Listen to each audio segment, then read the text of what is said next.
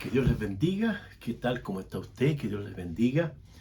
Es grato poder reunirnos una vez más en torno a la palabra del Señor. Como cada semana tenemos esta oportunidad de acercarnos a usted y poder compartir, escuchar, pensar y ver cómo el Señor, nuestro Dios, nuestro Padre Celestial, quiere instruirnos, enseñarnos, guiarnos para que así podamos hacer su buena voluntad. Le invito para que usted vea ahí la epístola de Primera de Tesalonicenses, capítulo 5, versículo 16, que dice así: Estad siempre gozosos. Lo repito, estad siempre gozosos. Ese es el texto, como también es el título de este mensaje que hemos preparado para el día de hoy. La palabra tristeza, la palabra que hoy vamos a trabajar, habla de que hay situaciones, hay experiencias, hay realidades que todas las personas pasan en alguna etapa del desarrollo o transitorio o tránsito de esta vida. Se producen situaciones emocionales, algunas alegres, otras tristes, otras angustiantes, otras peligrosas, y algunos dentro del estudio de la sociología, de la psicología, hablan de que las personas experimentan traumas, experimentan situaciones emocionales fuertes, dolorosas. Y se podría pensar que el pecado, la desobediencia, la rebelión del hombre en contra de Dios y sus semejantes hace que este tipo de situaciones se experimenten con mayor frecuencia. Sin duda que los principios del Señor, las verdades del Señor, han sido establecidas para que usted y yo tengamos salud mental, salud emocional, salud espiritual y salud física. Además, también precisar que la educación cristiana, la palabra del Señor, es la única que puede llegar a la parte más íntima de nuestro espíritu de manera saludable. Cuando la Escritura habla del ministerio de Jesús, se dice que el ministerio de Jesús fue también de sanidad, muchos milagros, muchas sanidades, y todos aquellos que estaban enfermos fueron sanados por el Señor.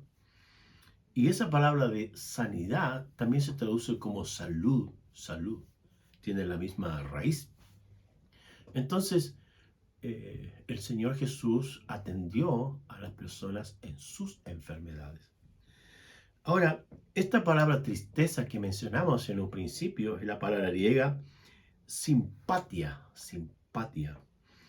Y se relaciona con una angustia, alguna situación de miseria y una tristeza que las personas experimentan en sus vidas. También se puede decir que cuando las personas salen de ese tipo de situaciones o estados o condiciones, salen fortalecidos porque el único que les puede ayudar en este tipo de situaciones es el Señor. Entonces el apóstol Pablo, inspirado por Dios, en este caso el Espíritu Santo, habla de esta declaración, esta verdad, este principio, que los creyentes de esa época tenían que estar gozosos. Veamos las palabras que se utilizan en esta oración. Primero está el mandato. Cuando dice estar, se refiere a el modo imperativo. Es Dios, es el Espíritu Santo, quien desea que nosotros estemos bien, estemos sanos, estemos alegres, estemos contentos, ya que sus mandamientos, sus leyes, sus ordenanzas fueron creadas por Dios para nuestra salud y protección. Los saduceos, líderes políticos del siglo I, los fariseos, líderes religiosos de la época de Jesús, Le preguntaron al Señor sobre cuál era el gran mandamiento. La respuesta de Jesús fue: amarás al Señor tu Dios con todo tu corazón, con el alma y también la mente.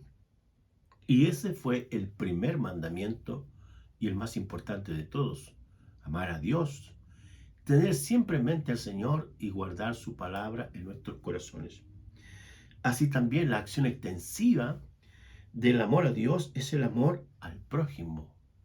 Fue así como el Señor en Juan, el Evangelio de Juan, en capítulo 13, 34, nuestro Señor Jesús, entregando algunas instrucciones y enseñanzas a sus discípulos, es decir, a los 12, les dice: un mandamiento nuevo les doy, que se amen unos a otros como yo les he amado. Cambia el modelo ahí en el sentido de que los discípulos, los creyentes, los hombres de fe, los hijos de Dios, tienen que amar a Dios como Jesús lo amó. O en este sentido, amar al prójimo como Jesús lo amó. ¿Cómo amó Jesús al mundo? Lo amó de tal manera que Él dio su vida en la cruz por sus pecados, por todos nuestros pecados. Esa medida del amor es una medida que tiene que ver con el mandato. Cuando entendemos bien que los mandamientos, las verdades, los consejos, las leyes que el Señor ha dejado en su palabra, siempre están orientadas para nuestra vida integral. En segundo lugar está el tiempo, dice: estar siempre gozoso. La palabra siempre es un modismo de tiempo, y donde nosotros vamos a estar siempre gozosos es en la presencia del Señor. No hay un lugar más hermoso, más bello, más único y especial, donde el hombre se encuentra con Dios, el creyente se encuentra con su Creador, el discípulo se encuentra con su Maestro y el perdido se encuentra con su Redentor. Es en la presencia del Señor. Y en Lucas, que es el Evangelio de la oración, en el capítulo 9, es cuando Jesús se apartó, lo cual hacía frecuentemente, hacia los montes, hacia lugares para estar solo con Dios. También llevó a sus discípulos y junto a él, y el Señor le hace la gran pregunta: ¿quién es el Cristo? ¿O quién dicen? ¿Qué dicen las personas acerca de quién es el Cristo? Pedro, con la claridad que el Espíritu Santo le reveló, le dice: tú eres el Cristo, el Hijo del Dios viviente. El Cristo es una palabra griega que significa ungido. Y la palabra ungido es una palabra que habla del señalado por Dios. En este caso, el señalado por Dios es una expresión teológica que nace en el Antiguo Testamento, y el ungido también, o el Mesías, Mesías en el hebreo, ungido en el griego, que son las lenguas que se escribió el texto sagrado, se orientan directamente a nuestro Señor Jesucristo. Entonces, la palabra del Señor nos enseña que en todo tiempo, en todo momento, en toda circunstancia, podemos estar siempre gozosos.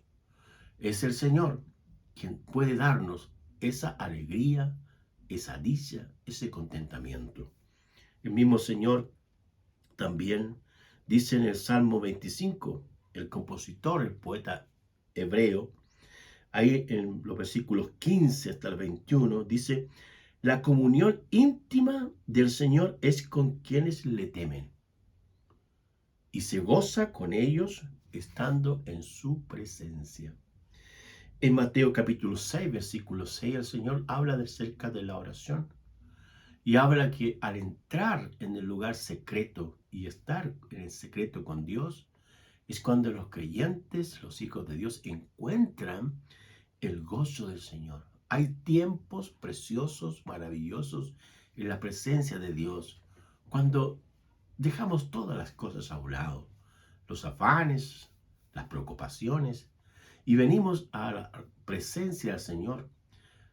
Nos arrodillamos ante el Señor. Él es espíritu, pero su presencia se manifiesta en esos momentos especiales, los cuales son dulces, agradables, reconfortantes y únicos que el Señor ha creado. La oración es una verdad divina, es una verdad espiritual. No es de este siglo, no fue creada por ningún poeta, matemático, uniformado, médico, astrónomo, no. La oración fue creada por Dios. Y es así como el Señor Jesús dio instrucciones que oráramos frecuentemente. El apóstol Pablo habla acerca de la oración. Lucas es el escritor que habla más acerca de la oración. Entonces, en el tiempo del Señor, cuando nos acercamos a Él, vamos a estar siempre gozosos. Un pasaje de las Escrituras dice, el gozo del Señor mi fortaleza es. El gozo del Señor mi fortaleza es. Y en tercer lugar está la emoción. La palabra gozo en el texto griego es chara, que se traduce como alegría, como gozo, como fuente de alegría. Y la fuente de alegría es Dios mismo, es el Señor, es la Trinidad, es la divina palabra del Señor, que ahí el Señor nos da alegría. ¿Cuántas veces hemos estado leyendo la palabra, su palabra? Y hay momentos en que el Espíritu Santo como que nos llama la atención, una declaración de la Escritura, y esa palabra reconforta toda nuestra mente y todo nuestro espíritu. Y eso es porque la palabra del Señor produce gozo. El mismo Espíritu Santo, cuando Pablo escribe acerca del gozo, él habla del fruto del Espíritu. Dentro del fruto, una característica es el gozo. Gozo, paz, amor, fe. Ahí está como parte del fruto del Espíritu. Nehemías, en el capítulo 8, versículo 10, él habla de cómo ha sido difícil, complicada la reconstrucción de la ciudad de Jerusalén en el siglo IV antes de Cristo, ya que él regresó cuando cambió el imperio medo-persa, y él es enviado acá a esta zona de Jerusalén a reconstruir la ciudad, y ha sido mucho el trabajo arduo, porque se levantaron enemigos fuerte, insistente, para que ellos no tomaran la tierra de nuevo. Sin embargo, el Señor fortaleció a este hombre, a este gobernador Nehemías, y él dice, el gozo del Señor mi fortaleza es. Si hoy día usted está cansado, amargado, triste, angustiado, quiero decirle que el único que puede fortalecer su espíritu, su mente, su corazón, se llama Jesucristo. El único que puede calmar su mente y su corazón se llama Jesucristo. Él es el que escudriña la mente y el corazón. Él es el que sabe lo que pensamos antes de que nosotros digamos algo. El Señor ya lo conoce, ya lo sabe. Pero el propósito del Señor es fortalecernos, enseñarnos y guiarnos. El apóstol Pablo también, ahí en Santiago 5:13 dice, aunque esa epístola no la escribió Pablo, perdón, estoy citando Santiago 5:13, se le atribuye a Santiago, a Jacobo, esa epístola.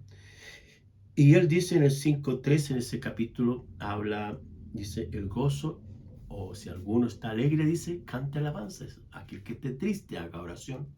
Y si alguno está alegre, cante alabanzas. Alabanza al Señor. Porque la alegría y el gozo son virtudes únicas de Dios que el Señor ha dejado para que usted y yo podamos salir a veces de la angustia, de la amargura y el dolor. Cuando el Señor Jesús entra a la sinagoga y hable el texto de Isaías, y él dice que el Señor le ha ungido para sanar a los quebrantados de corazón. El quebrantamiento espiritual ocurre a veces cuando hay situaciones que nos decepcionan, situaciones dolorosas, muerte de un hijo, un accidente, pérdida del trabajo, y así suceden multiplicidad de situaciones. Pero el Señor está aquí.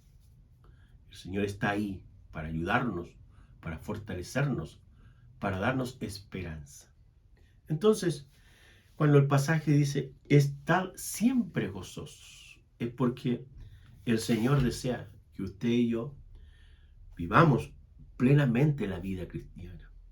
Y si hay algunas situaciones anómalas, complicadas, complejas, el Señor nos puede levantar.